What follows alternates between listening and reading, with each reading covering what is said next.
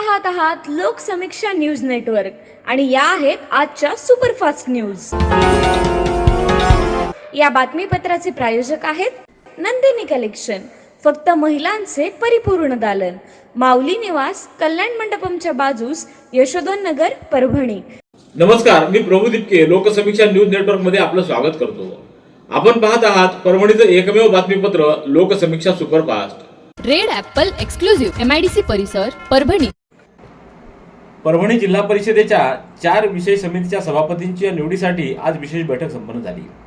त्यामध्ये महिला व बाल कल्याण समितीच्या सभापतीपदी ऐश्वर्याताई चव्हाण, समाज कल्याण समितीच्या सभापतीपदी पार्वतीबाई मुंडे, तर उर्वरित 2 विषय समितीच्या सभापतीपदी वैशालीताई पंकज जाधव आणि कौशल्याबाई शिंदे यांची बिनविरोध निवड करण्यात आलेली आहे।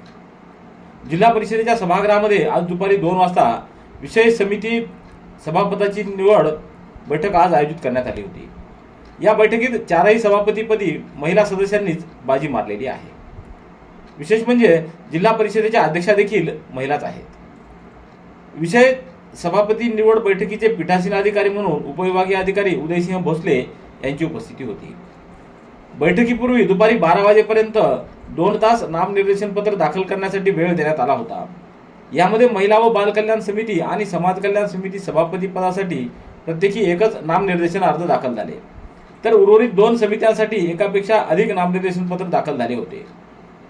विशेष समिती सभापती निवडीमध्ये राष्ट्रवादी काँग्रेस पक्षाच्या ताडबोरगाव जिल्हा परिषद गटातील सदस्य वैशालीताई पंकज जाधव आणि शिवसेनेच्या मानवत तालुक्यातील केकरजवळा जिल्हा परिषद गटातील कौशल्याबाई तुकाराम शिंदे या दोघांची वर्णी लागलेली आहे।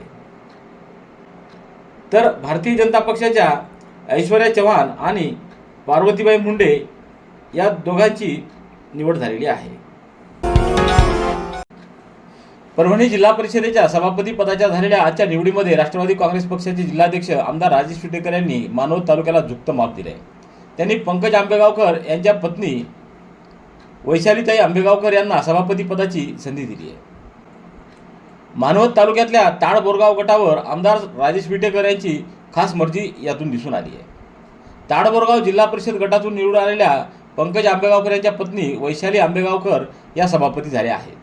विशेष म्हणजे याच गटातून पंचायत समितीसाठी विजयी झालेले राष्ट्रवादी काँग्रेसच्या ललिता उद्धवराव निरोळ यांची सभापती, तर सूरज सुंदर काकडे यांची उपसभापती पदावर निवड झाली आहे। तर याच गटातून निवडून आलेल्या वैशाली आंबेगावकर यांनाही सभापती पदाची लॉटरी लागली आहे। ताडबोरगाव गटातून विजयी झालेले राष्ट्रवादीचे 3ही उमेदवारांना यामुळे पदे मिळाली आहेत, तर स्वतः पंकज आंबेगावकर हे मार्केट कमिटीचे सभापती आहेत। यावरून आमदार राजेश विटेकर आणि पंकज आंबेगावकर यांच्यातील स्नेहसंबंध हे जिल्हाभरात सर्वश्रुत आहेत। आंबेगावकर म्हणतील त्याला आमदार विटेकर शक्यतो नाकार देत नाही, अशी चर्चा मानवतसह परिसरात होत आहे। तर आगामी जिल्हा मध्यवर्ती बँकेच्या निवडणुकीतही पंकज आंबेगावकर हे उमेदवार असल्याचं बोललं जाते।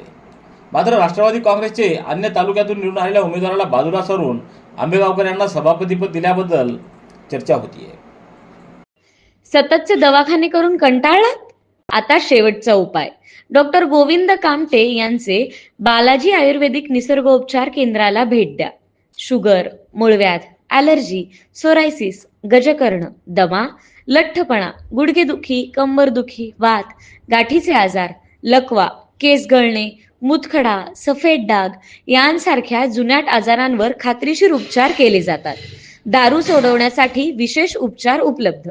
संपर्क डॉक्टर गोविंद कामटे, आयुर्वेद विद्याविशारद, बालाजी आयुर्वेदिक निसर्गोपचार केंद्र, तलाठी कार्यालयाच्या बाजूला, वसमत रोड, परभणी। संपर्क 9921691008।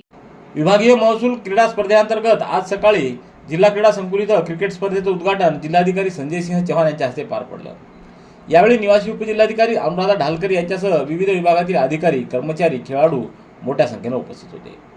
उद्घाटन प्रसंगी उपस्थित मान्यवरांनी खेळाडूंना शुभेच्छा देत क्रीडा स्पर्धांच्या माध्यमातून शारीरिक व मानसिक तंदुरुस्ती वाढीस लागते असं मत व्यक्त केलं।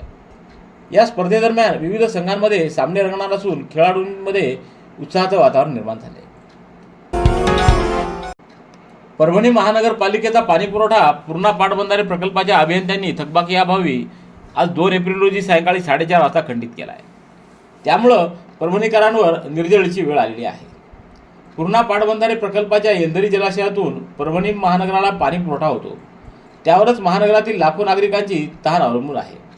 परंतु महापालिका प्रशासनानं पूर्णा पाटबंधारे विभागाला येलदरीतून पाणी उचलताना त्या पाण्यापोटीची बिलं सातत्यानं थकवली आहेत. त्याच्या परिणामी फेब्रुवारी 2026 अखेर परभणी महापालिकेकडे पाटबंधारे खात्याची सुमारे 51 कोटी रुपयाची थकबाकी झाली आहे. वसमतनगर येथील पाटबंधारे खात्याच्या कार्यकारी अभियंत्यांनी पाणपट्टीची थकीत रक्कम तात्काळ अदा करा असं महापालिकेच्या आयुक्तांना प्रशासनाला वारंवार पाठवलेल्या पत्राद्वारे बजावलं. मात्र महापालिकेनं त्याकडे ढुंकून पाहिले नाही. त्याचा परिणाम जलसंपदा विभागांतर्गत पूर्णा पाटबंधारे खात्याच्या वसमतनगर येथील अभियंत्यासह अन्य कर्मचाऱ्यांच्या एका पथकानं आज दुपारी रहाटी गाठून तेथील पाणी पुरवठा योजनेच्या पंपांना सील ठोकले. परभणी शहरातील स्टेशन रोडवर असलेल्या पेढा हनुमान मंदिरामध्ये हनुमान जन्मोत्सव मोठ्या उत्साहात आणि भक्तिमय वातावरणात शेकडो भाविकांच्या उपस्थितीत संपन्न झाला. शहरातील पेढा हनुमान मंदिर हे जागृत हनुमान मंदिर म्हणून प्रसिद्ध आहे. हनुमान जन्मोत्सवानिमित्त आज सकाळी 5:45 वाजता शहरातील शेकडो महिला व पुरुषांनी या मंदिरात जन्मोत्सवासाठी गर्दी केली. सूर्योदयापूर्वी हरिनामाच्या गजरामध्ये पुष्पवृष्टी करत भक्तांनी जन्मोत्सव साजरा केला. यावेळी मंदिर समितीच्या वतीनं उपस्थित सर्व भाविकांना 151 किलोचे बेसनचे लाडू व 51 किलो पेढा प्रसादाचं वाटप करण्यात आलं. त्यानंतर दिवसभर मंदिरामध्ये भोजन महाप्रसाद वाटप करण्यात आला. यावेळी हजारो नागरिकांनी उपस्थिती दर्शवली. तर यावेळी मंदिराचे मोठे महंत श्रीराम तिवारी, निलेश तिवारी, योगेश तिवारी यांच्यासह अन्य स्वयंसेवकांनी परिश्रम घेतले. परभणीतल्या लोकमान्य नगरामध्ये मागील 30 वर्षापासून दक्षिणमुखी हनुमान मंदिरामध्ये भव्य स्वरूपात हनुमान जन्मोत्सव साजरा करण्यात येतो.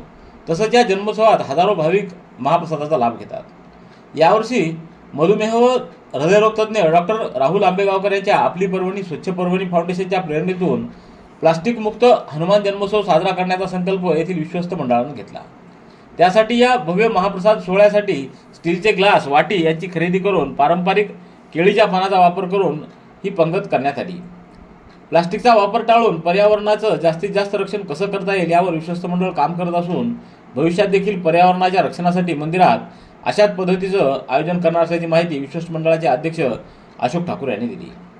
हा उपक्रम यशस्वी करण्यासाठी अशोक ठाकूर, अंबादास शिंदे, सुदाम जाधव, दादाराव भालके, माणिक कदम, बाळासाहेब गोंधळकर आदींनी पुढाकार घेतला. Red Apple furniture, smart furniture for smart people. Exclusive Parbhani शहरातील भव्य शोरूम रेड ॲपल एक्सक्लुझिव्ह. भारतातील स्मार्ट फर्निचर ब्रँड आता आपल्या परभणी शहरामध्ये. हो, आता आपल्या परभणी शहरामध्ये.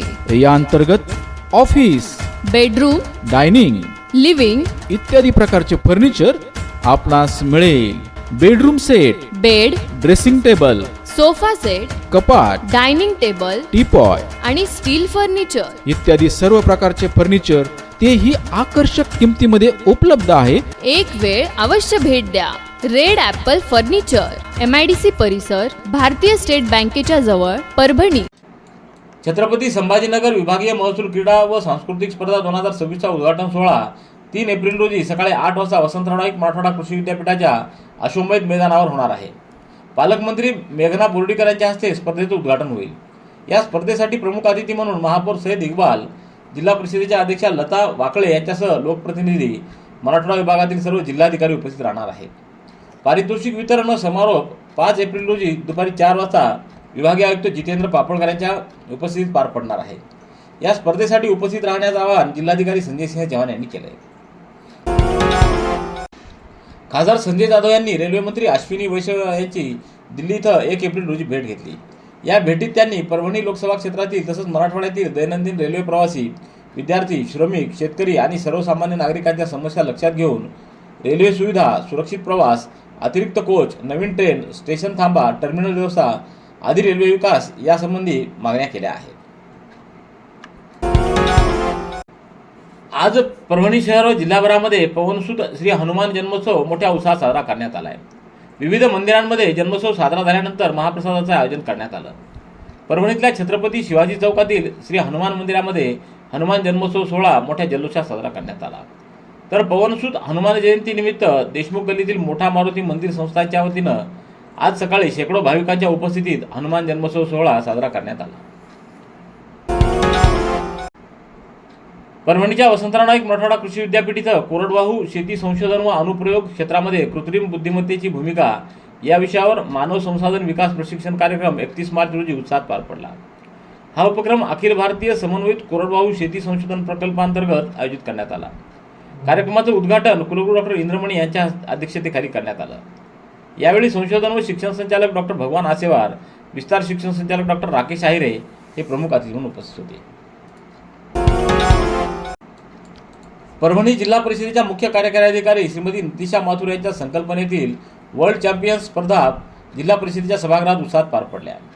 इयत्ता 3री ते 5वी गटातून सेलू तालुका अव्वल ठरला, तर दुसरा क्रमांक पालम तालुका आणि तिसरा क्रमांक जिंतूर, मानवत, परभणी व पूर्णा या 4 तालुक्यांनी समान मार्कांनी पटकावला आहे। इयत्ता 6वी ते 8वी गटामध्ये 2 तालुक्यांना प्रथम क्रमांकाचे सारखे गुण मिळाल्यामुळे सुपर राऊंडद्वारे मानवत तालुका प्रथम तर परभणी तालुका द्वितीय ठरला आहे।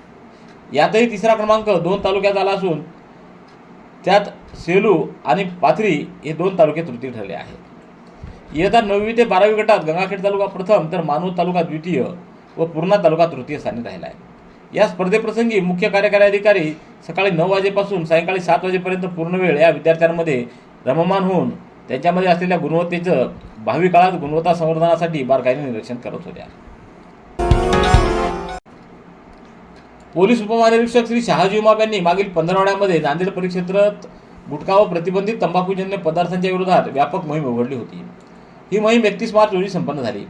मात्र मोहिमेचा कालावधी संपताच गुटखा विक्रेते आपला कारभार पुन्हा सुरू करणार असल्याची माहिती प्राप्त झाली। त्यावरून एक मारुती इर्टिगा वाहनातून प्रतिबंधित गुटखा हा लातूर जिल्ह्यातील वाढवणा मार्गे अहमदपूरकडे घेऊन जाणार असल्याची माहिती प्राप्त झाली। पथकाने 1 एप्रिल रोजी पोलिसांनी वाढवणा हद्दीतील डाऊळ गावाजवळ इर्टिगा गाडी थांबवली असता वाहनात विक्री करण्यासाठी घेऊन जात असलेला 6,24,000 रुपयाचा गुटखा मिळून आलाय। या कारवाईमध्ये 6,24,000 रुपयाचा गुटखा आणि मारुती सुझुकी कंपनीची इर्टिगा असा एकूण 13,24,000 रुपयाचा मुद्देमाल जप्त करण्यात आला आहे।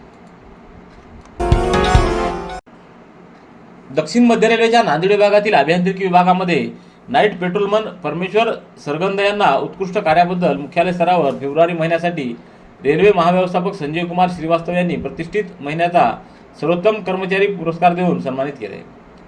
मागील 7 फेब्रुवारी रोजी पूर्णा अकोला विभागातील माळसेलू नवलगाव सेक्शनमध्ये रात्रगस्त घालताना त्यांनी दाखवलेल्या सतर्कता आणि कर्तव्यनिष्ठेच्या पार्श्वभूमीवर हा पुरस्कार त्यांना प्रदान करण्यात आला आहे।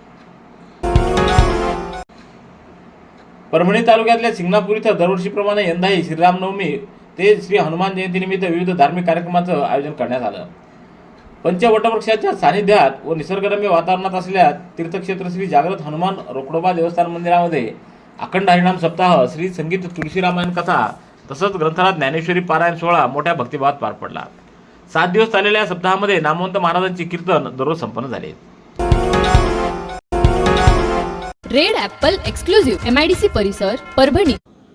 याबरोबरचे बातमीपत्र संपलं। पुन्हा भेटूया उद्याच्या सुपरफास्ट बातमीपत्रात। पाहत रहा लोकसमीक्षा। तुम्हाला हे बातमीपत्र कसं वाटलं याबद्दल आपली प्रतिक्रिया नोंदवा। दररोजचे अपडेट्स मिळवण्यासाठी लोकसमीक्षा चॅनलला सबस्क्राईब करा। धन्यवाद।